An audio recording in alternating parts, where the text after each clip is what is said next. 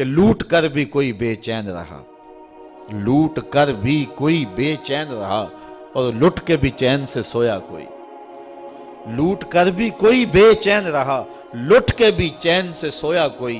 یہ لٹے ہوئے تو جنت کے باغوں میں سیر کر رہے ہیں، جن کی ہڈیاں توڑی جا رہی ہیں حوریں ان کی ناز برداریاں کر رہی ہیں، اور یہ پتھر مارنے والے اب اداس پھر رہے ہیں، اب اندھیرے میں ٹھوکریں کھا رہے ہیں، اب یہ کہہ رہے ہیں یا حسرتاً علی العباد۔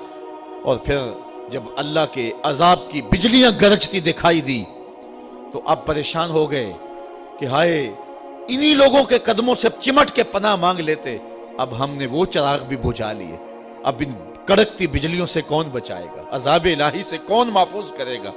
جنہوں نے محفوظ کرنا تھا، جو پناہ گاہیں تھی، ہم نے وہ پناہ گاہیں ہی توڑ دی۔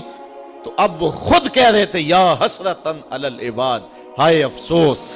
اللہ اکبر۔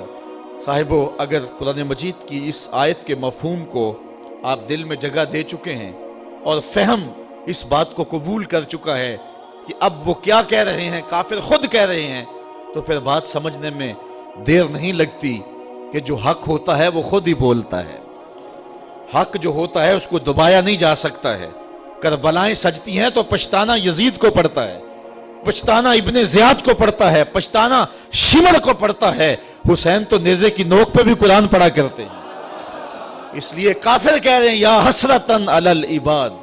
اچھا، بات تلخ نہ ہو، بات کڑوی نہ ہو، تو میں ایک بات کہوں کہ جو باصلاحیت لوگ ہوتے ہیں اور حق کی راہوں کے مسافر ہوتے ہیں، انہیں اپنے قد کو بڑھانے کے لیے بھنڈ قسم کے لوگ ساتھ نہیں رکھنے پڑتے، ان کو اپنے مزارات کے نقشے نہیں دے کے جانے پڑتے کہ اس طرح کا دربار بنوانا میرا تاکہ لوگوں کا آنا جانا رہے۔ ان کے جھنڈے رب خود ہی لگاتا ہے، اور ان کے اٹھ جانے کے بعد ماحول کے اندر ایسی اداسی ہوتی ہے کہ جو دشمن وہ بھی ہاتھ مال رہے ہوتے ہیں کہ یہ چراغ بجھ گیا، یہ زندگی کا اجالا ہم سے چھن گیا۔ تو یا حسرتاً علی العباد کے مفہوم کو اگر آپ سمجھیں تو حق کی جو بلندی ہے اور سر بلندی ہے وہ سمجھ میں آتی ہے۔ ما یاتیہم من رسول الا کانوا بہ یستہزئون۔ اللہ فرماتا ہے جب بھی ان کے پاس کوئی رسول آتا ہے تو ان کا مزاج یہ ہے کہ یہ ہمیشہ ٹھٹھا ہی کرتے ہیں، مذاق ہی کرتے ہیں۔ اب دین کی راہوں پہ چلنے والوں کے لیے اس آیت میں بہت کچھ ہے۔ کوئی یہ سمجھے کہ آتے ہوئے بھی پھول اور جاتے ہوئے بھی پھول، صاحب نہیں، یہ تو کانٹوں کی سیج ہے۔ یہاں تو مقاومتیں بھی ہوں گی، مخالفتیں بھی ہوں گی، اذیتیں بھی ہوں گی، دکھ بھی ہوں گے، تان و تشنیع کے برستے تیر بھی ہوں گے، لوگ گالیاں بھی دیں گے۔ جب پیغمبروں کو بھی لوگوں نے گالیاں دی، اللہ کا کوئی پیغمبر ایسا نہیں آیا کہ جس نے آ کے پیغام حق دیا ہو اور لوگوں نے مخالفت نہ کی ہو، چونکہ جس کے مفادات پہ زد پڑے گی وہ مخالفت تو کرے گا، وہ مقاومت تو اٹھائے گا، وہ تانے تو دے گا، وہ ماحول سازی مخالفت میں تو کرے گا، وہ اپنی بدتمیزیوں کا اظہار کسی نہ کسی طریقے سے تو کرے گا۔ تو صاحب جب پیغمبروں کو بھی لوگوں نے معاف نہیں کیا ہے، جب پاک باز ہستیوں کو جو وحی کے اجالے لے کر کے آئے ان کو بھی گالیاں لوگوں نے دی ہے، تو آج اگر مبلغ راہ حق میں تکلیف سہتا ہے تو اسے ازردہ نہیں ہونا چاہیے، بلکہ اس بات پہ خوش ہونا چاہیے کہ میں بھی پیغمبروں کی سنت ادا کر رہا ہوں۔ مجھے بڑی اچھی بات آج بڑی دیر کے بعد یاد آئی۔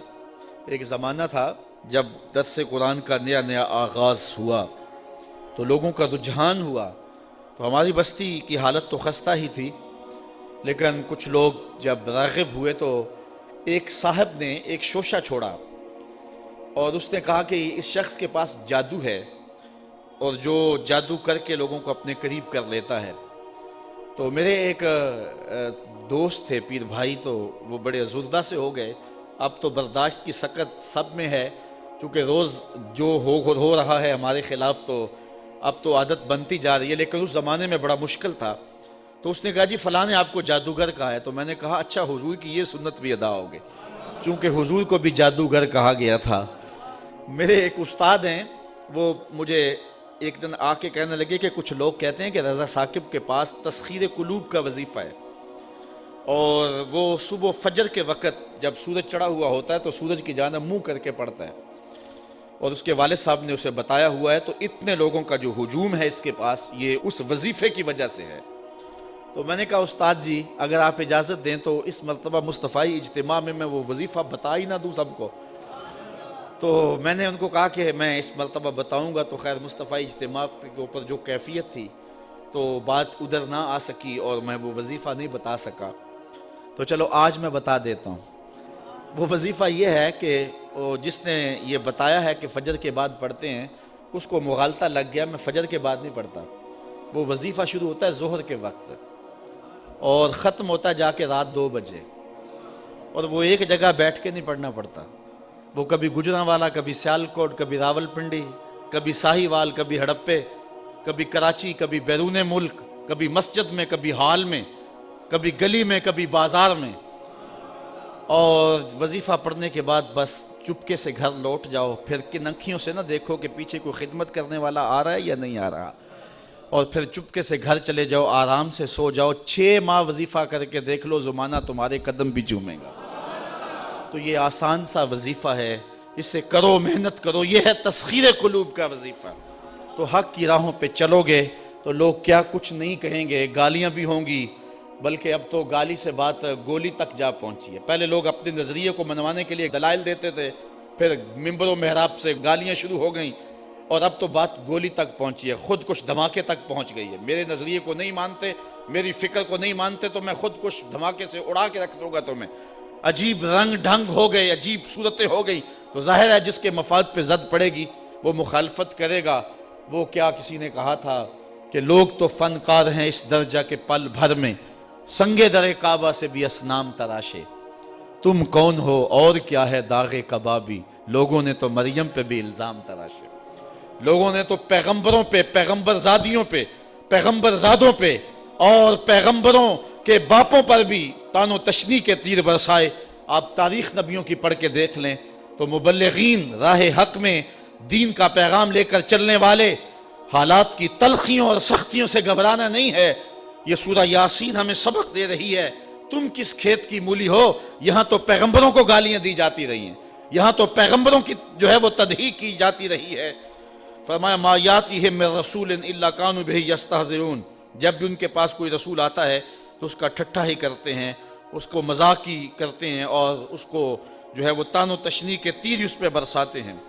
الم یروا کم اہلکنا قبلہم من القرون انہم الیہم لا یرجعون. اللہ تعالیٰ ارشاد فرماتا ہے کیا انہوں نے نہ دیکھا ہم نے ان سے پہلے کتنی ہی سنگتیں ہلاک کر دیں، کتنی قومیں برباد ہو گئیں. جن کا طوطی بولتا تھا آج باقی نہیں ہیں. اللہ اکبر. اور ارشاد فرمایا انہم الیہم لا یرجعون. اب وہ پلٹ کے بھی نہیں آئیں گے.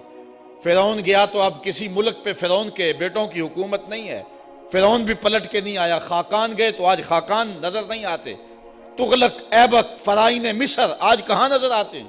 جن کا طوطی بولتا تھا آج دنیا ان کے نام بھی نہیں جانتی. میں آپ سے پوچھتا ہوں، یہ میرے جو سننے والے لوگ ہیں ان کی چمکتی پیشانیاں اور ان کی روشن آنکھیں بتاتی ہیں کہ یہ باشعور لوگ ہیں. چونکہ یہاں آ ہی باشعور سکتا ہے، چونکہ میرے پاس نہ تو لچھے دار تقریر ہے، نہ کان پہ رکھ کر کے میں سر کھینچ سکتا ہوں. تو پھر ظاہر ہے جو ان مقاصد کے لیے آتے ہیں وہ ہمارے مجالس میں تو نہیں آئیں گے. یہاں تو وہی آئے گا کہ جس کے سینے کے اندر جو ہے وہ جستجو کی روشنی ہے. یہاں تو وہی آئے گا کہ جو قرآن مجید کی تفہیم کا نور اور اس کے سمجھنے کا جذبہ سینے میں رکھتا ہے.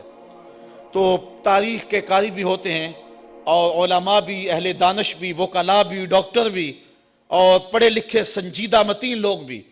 لیکن اس کے باوجود میں اتنے اس مجمع میں جو کہ انتہائی سنجیدہ اور متین اور سمجھدار طبقہ ہے، اگر میں آپ سے پوچھوں کہ جب حضور تشریف لائے تھے تو اس زمانے میں جس شخص کا طوطی بولتا تھا، سلطنت روم کا شہنشاہ، اس دور کا اوباما کہہ لیں، اس کا نام کیا تھا؟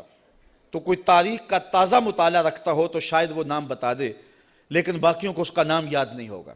حالانکہ اس دور کا سپرمین، اس دور کا اوباما. اچھا اس دور کے کس